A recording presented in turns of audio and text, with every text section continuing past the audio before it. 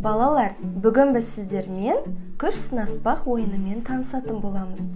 Бұл ойынды қол күрес деп те айтады.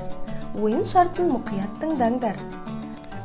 Екі бала қолдарын шынтақтарын үстелге қойып, білектерін айқастырады.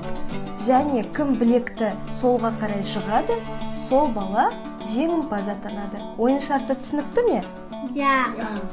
Ендеше ойынымызды бастайық. Олай болса, қане жанкүйерлер санайық.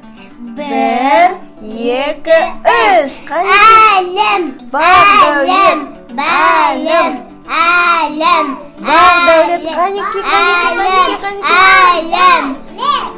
әлем. Ой, жарайсың, өте жақсы. Бұл ойында жеңіске жеткен әлім. Құттықтаймыз. Күштерің өте көп екен. Рахмет, Бақдәулет. Сен де жақсы ойын көрсеттің. Ойын ұнады ма, балалар? Я. Өте жақсы, балалар.